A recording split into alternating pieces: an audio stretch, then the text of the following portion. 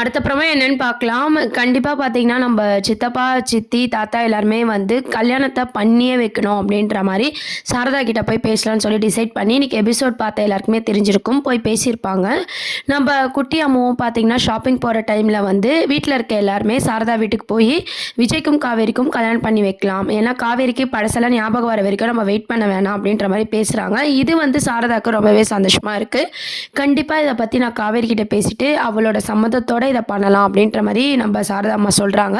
கூடிய சீக்கிரம் நல்ல ரிசல்ட்ட எதிர்பார்க்குறோம் அப்படின்ற மாரி தாத்தா சொல்றாரு. எல்லாருக்குமே ஒரு பெரிய ஆச்சரியம் என்ன அப்படின்னா, சித்தப்பா கேரக்டர வந்து பாசிட்டிவா கொண்டு போறது தான். எப்ப பாரு நம்மள ஒருத்தவங்கள திட்டிக்கிட்டோ, நம்மள இரிட்டேட் பண்ணிட்டு ஒரு கேரக்டர் இருக்கும்போது, நம்பள மேல அவங்க பாசமா வந்து மாறுனாங்கன்னா எப்படி இருக்கும்? அந்த மாரி சித்தப்பா கேரக்டர் வந்து ஃபீல் ஆச்சு.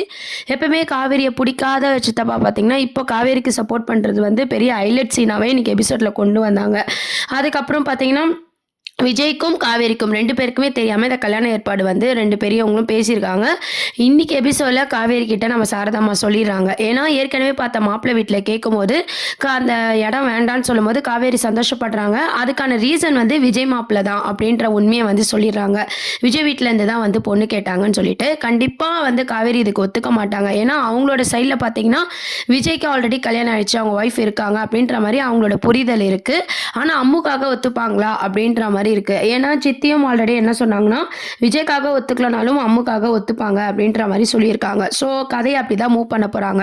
இந்த விஷயத்த பத்தி கங்கா, யமுனா கிட்டயும் சாரதா அம்மா ஷேர் பண்ணியிருக்காங்க. எல்லாருமே பார்த்தீங்கன்னா, எப்படின்னா காவேரிய வந்து ஒத்துக்க வச்சு நம்ம விஜய் கூட கல்யாணம் பண்ணி வைக்கணும். குழந்தை இதுக்கப்புறம் அம்மாவ பிரிஞ்சு இருக்கக்கூடாது அப்படின்ற ஒரு விஷயத்த தான் வந்து பதிவு பண்றாங்க.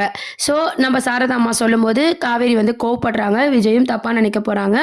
அதுக்கப்புறம் பார்த்தீங்கன்னா, சாரதா அம்மா ஃபோர்ஸ் பண்ணியும் நம்ம அம்முவுக்காக பார்த்தீங்கன்னா, இந்த கல்யாணத்துக்கு காவேரி ஒத்துக்கிற மாரியான சீன்ஸ தான் வந்து கொண்டு வர போறாங்க. ஏன்னா, வில்லனா இருந்தவங்களையும் சாவடிச்சுட்டாங்க. அது மட்டும் இல்லாம சித்தப்பாவும் பார்த்தீங்கன்னா, பாசிட்டிவ் கேரக்டரா வந்து மாறிட்டாரு. கதையிலன்னு பார்த்தீங்கன்னா, நெகட்டிவா இப்ப எதுவுமே கொண்டு போல. காவேரி ஒத்துப்பாங்களா? அப்படின்ற ஒரு கொஸ்டின் மார்க் மட்டும் தான் இருக்கு. அவங்களும் ஒத்துக்கிட்டா அடுத்து மேரேஜ் சீன பத்தி மூவ் பண்ண போறாங்க. காவேரி இத எப்படி எடுத்துக்க போறாங்க? விஜய வந்து தப்பா புரிஞ்சுக்கிட்டா இன்னும் பிரச்சனை மாரி போகுமா? இல்ல அம்முக்காக வந்து சாரதா அம்மா வற்புறுத்தலுக்காகவும், அம்முக்காகவும் இந்த கல்யாணத்த ஏத்துக்கிட்டு நம்ம காவேரி வந்து கோவமா இருக்கிற மாரி, அதுக்கப்புறம் நம்ம விஜய வந்து லவ் பண்ற மாரியான ட்ராக் தான் வந்து மகாநதி சீரியல்ல மூவ் பண்ண போறாங்க. இத பத்தி உங்க கருத்துக்கள கீழ கமெண்ட் செக்ஷன் சொல்லி சேனல மறக்காம சப்ஸ்கிரைப் பண்ணுங்க ஃப்ரெண்ட்ஸ். Thank you.